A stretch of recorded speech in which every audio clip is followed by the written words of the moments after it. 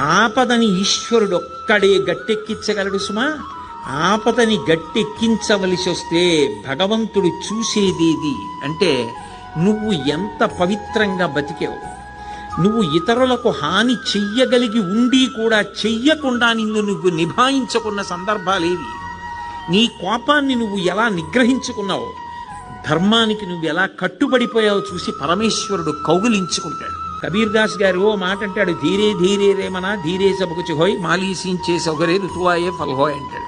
ఇవాళ విత్తనాలు పెట్టి నేను బిందెలు నీళ్లు పోస్తే జామ చెట్టు వచ్చి కాయలు కాస్తుందా? ఇవాళ విత్తనం పెట్టి కొద్ది కొద్దిగా నీళ్లు పోస్తే ఒక 5 ఏళ్ల తర్వాత చెట్టే విరగ కాస్తుంది. ధర్మాన్ని నమ్ముకున్నవాడు పాడవడు. ధర్మానికి ఫలితం శాశ్వతమైన ఫలితం కాలంలో కనపడుతుంది. ఆనాడు ధర్మం పట్టుకున్నవాడు ఎంత గొప్పవాడో మిగిలిన వాళ్ళకి కూడా ఆదర్శం అవుతాడు. ధర్మం వదిలినవాడు నశించిపోతాడు. అది నిరూపించాడు భాగవతం ప్రారంభంలోనే.